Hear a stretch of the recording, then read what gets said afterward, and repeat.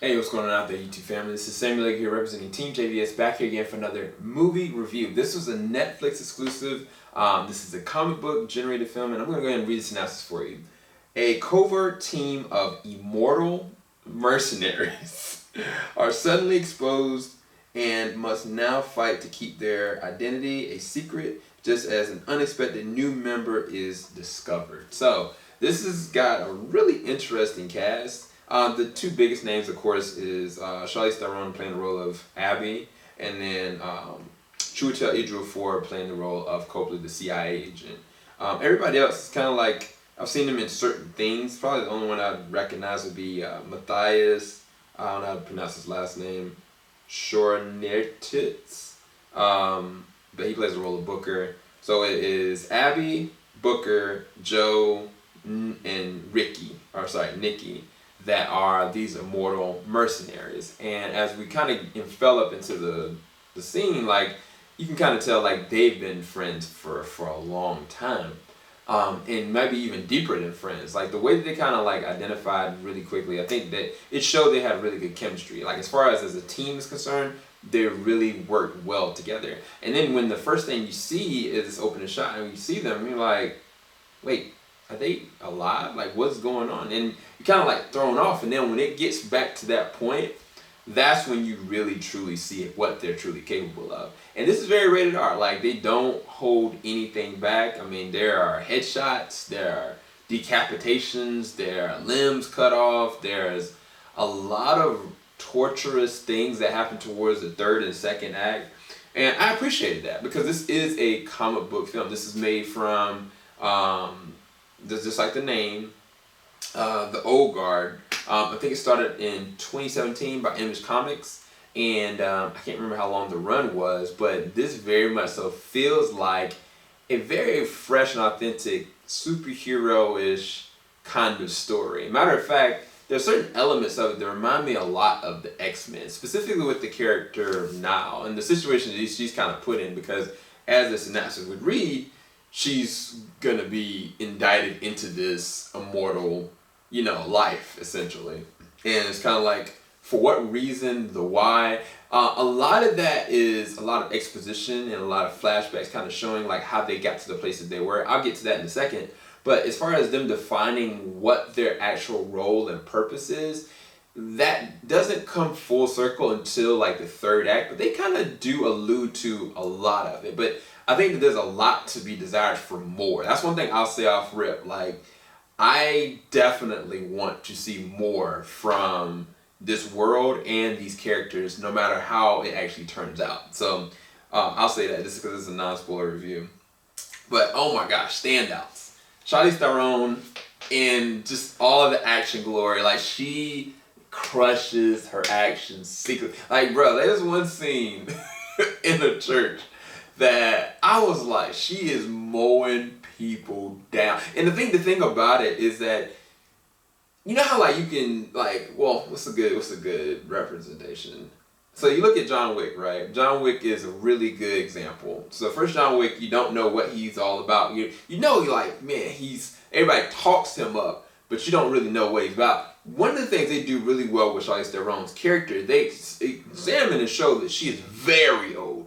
And they do a lot of clear, specific things to show like the darker sides and the edge to how she got to where she was.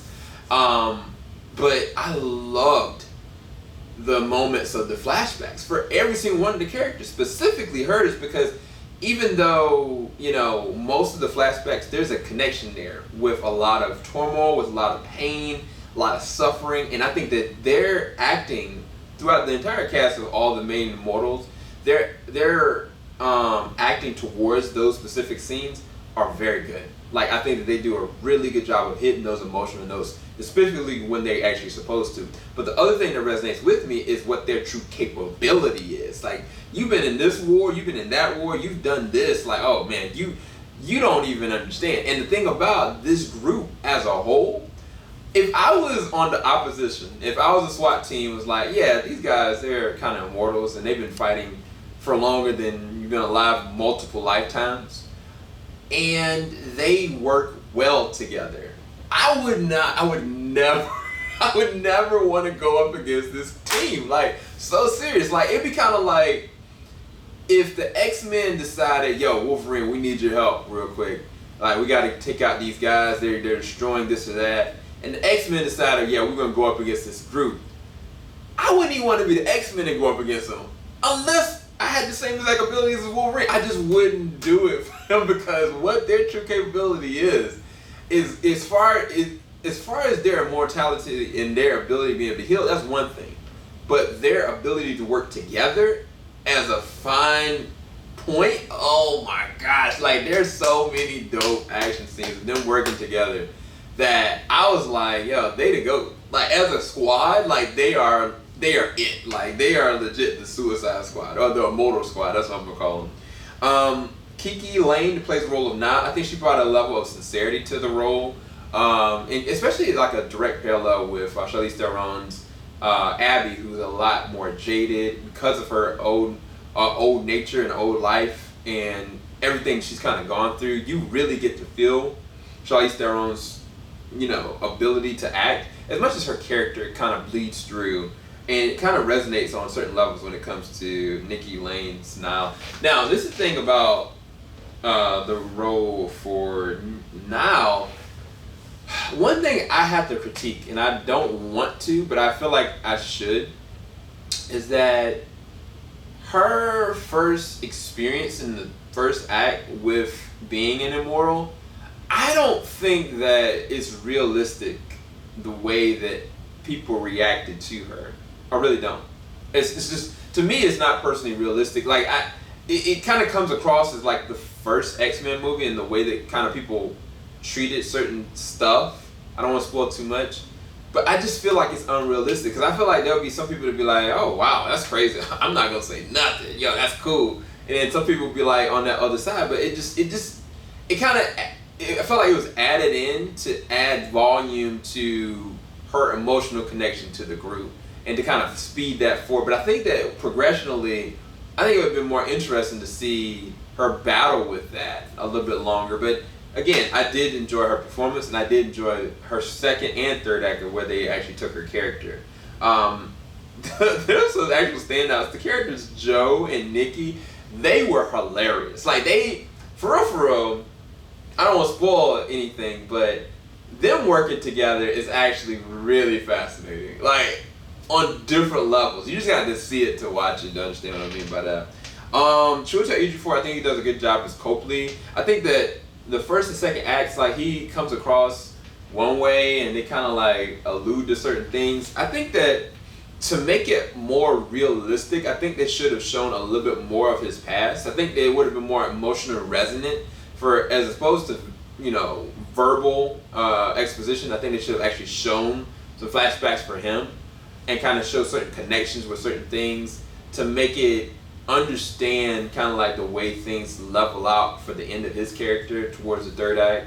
And then the villain of this, it kind of was like, I don't want to say it was short-lived. It didn't resonate with me. It didn't hit. I was kind of like, I didn't really care about the villain. I mean, honestly, the villain didn't even really matter. I mean, it was kind of weird because the villain of this story didn't feel like the villain. Matter of fact, there was other things that were happening that kind of was like, you know what? Like, there's something else really going on. And that's what makes it very interesting. At the end of the movie, make sure you continue to watch after the credits, because there's some interesting things that you don't want to miss at all. And I mean the first line is credits. But as far as an action epic on Netflix, this is the movie you want to watch. This is the movie that, as far as date night or as far as just an action, throw-on movie, it's not a like all the way B movie, but it is very enjoyable. I had a lot of fun with it. I'm really excited to see what they're gonna do with this world moving forward, and I would definitely love to see more from the old guard. I'll talk to you guys later on. Hopefully you guys enjoy the review. As far as a number, I would give it an 8.5 out of 10. It's very good. I really enjoyed it, and I can't wait to see what they're gonna do next. Again, this is rated R, very violent, grotesque, language, pretty much everything. Definitely some really good VFX as well. Oh, one thing I wanted to add before I go is that it's got a good soundtrack. It's actually got a really good sound. It's got a good score on the back layer for those emotional moments, but I think the soundtrack actually does add to it, and I think it wasn't in poor taste. You know, some soundtracks kind of go over tilt for no good reason. I think this was actually as upbeat enough that it actually was like, okay, this is cool. I like it. So I think you're going to have a really fun time with it. Let me know what you guys think in the comment section below. You already seen the Old Guard. If you have, let me know in the comment section below. Make sure you like, subscribe, hit that bell button. Keep it locked. JVS, we ain't gonna stop. Have a blessing, guys. Peace.